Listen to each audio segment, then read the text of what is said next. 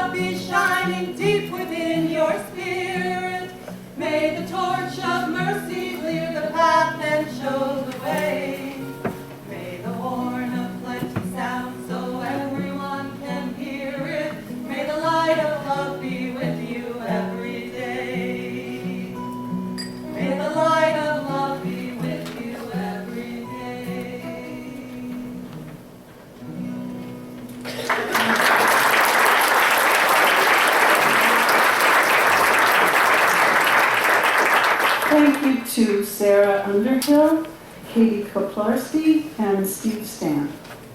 Louisa. Welcome, everyone. I'm Louisa Finn. I'm fourth generation Smiley family member, and I'm the chair of Mohonk Consultations. I'd like to start by paying respect to the spirit of the land, and that's why we're all here today. And in that spirit, acknowledging First People, we acknowledge Mohonk Consultations acknowledges with respect and gratitude that we are living in and sustained by Lenapehoking, homeland of the Lenape peoples. The first peoples who lived here were the Esopus and Minisink peoples of the Lenape nations. Wars and Indian removal policies forced most of the Lenape westward. Many of their descendants continue to live here. Others live throughout North America. We honor all Indigenous communities, past, present, and future, as we seek to create a safe space for all. I'd like to follow that by a moment of silence in the Quaker tradition. So we'll just start.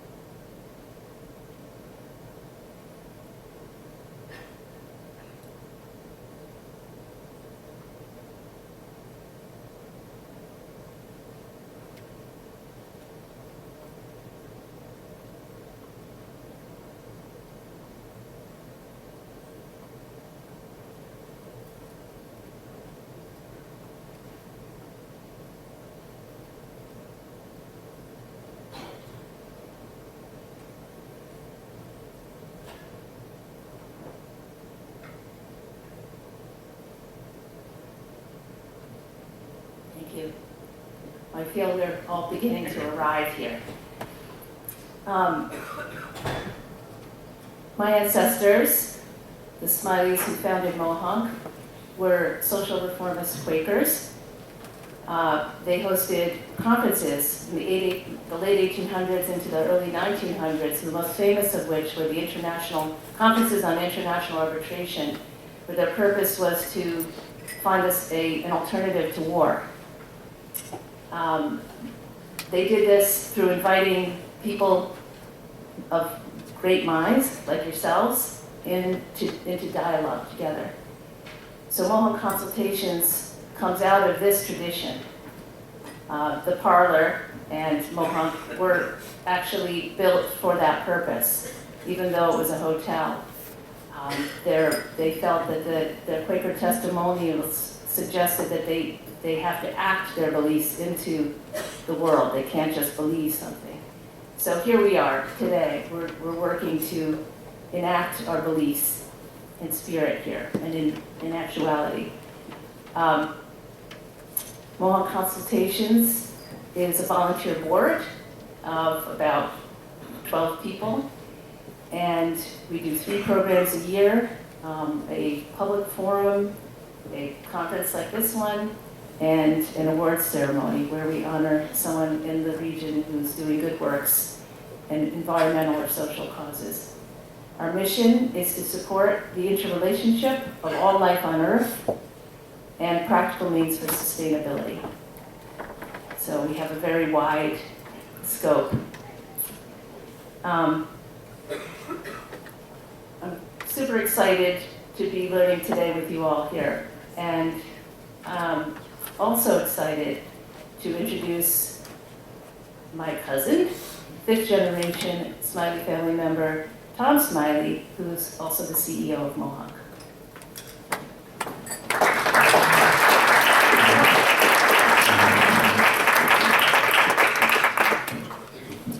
Good morning, everybody, and welcome to Mohonk Mountain House. Workforce housing has been a part of Mohonk's fabric since the late 1880s. Over the years, we've offered staff housing in a variety of facilities, including dormitories, cottages, one-room shacks, and, when necessary, the mountain house itself.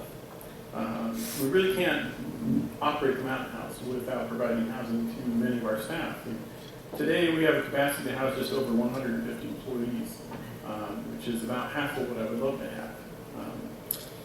That equates to about 20% of our staff, a little over in the winter months, a little under in the summer months, because we do modulate up and down throughout the year. But 20% still is not even close to what we really need to be able to fully staff the mountain house. Our staff housing is in high demand, limited vacancies, which is filled very quickly, and there's waiting lists pretty much perpetually. Excuse me. And in 2019, we found recruiting staff with full dorms and no housing to offer the applicants had become increasingly challenging for many of our positions. And unfortunately, we didn't have a quick solution to expand the staff housing. So I reached out to the then County Executive, Pat Ryan, to discuss my concerns, and he shared with me that this is I was not the first person to raise this issue.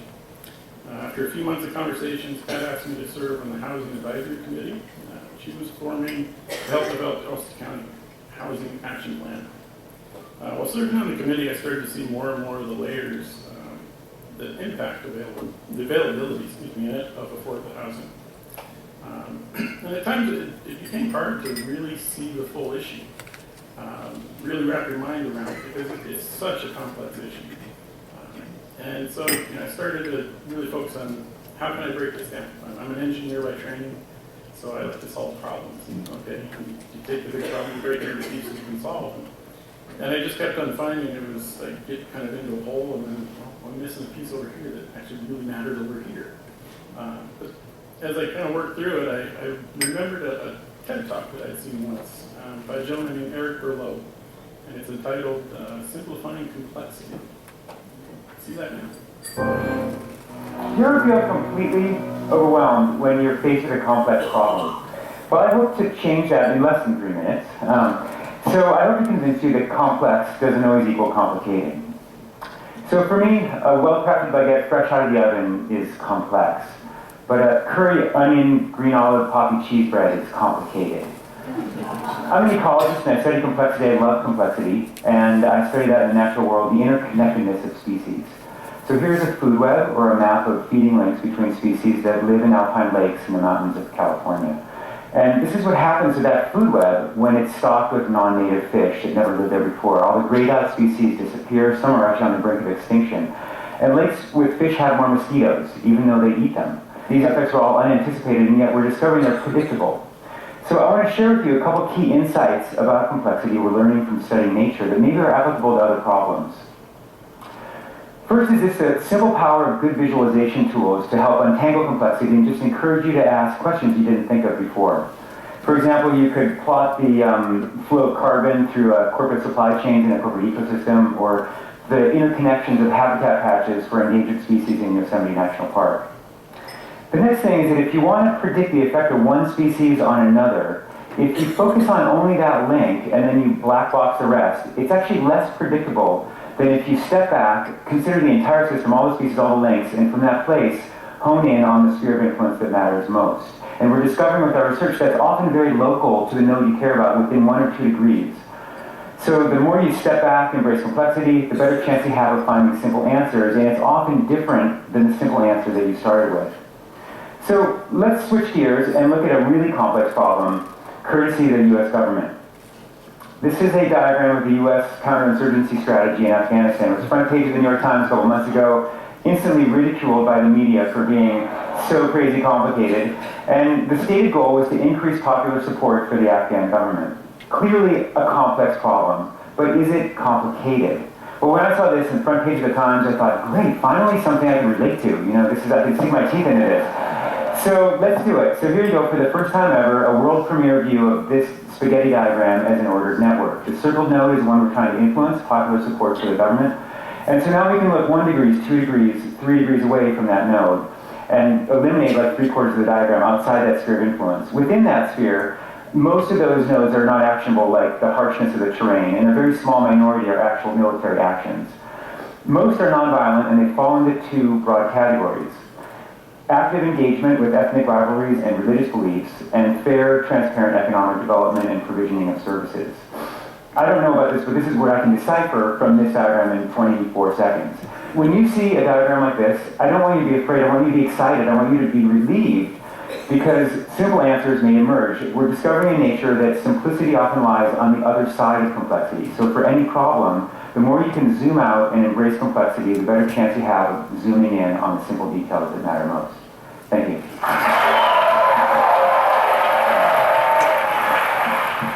From the beginning, we've dreamed. All right. So I suspect if you mapped out the affordable housing challenge with which we're faced, I suspect you'd find it to be about as complex as that U.S. counterinsurgency strategy diagram that Porlo shared. So today, see if you can find ways to visualize the issue. Step back so you can see it in its entirety. Hone in on the areas of interest.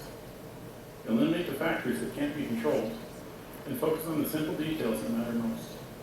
I wish you luck, and thank you for working towards solutions to this most important issue.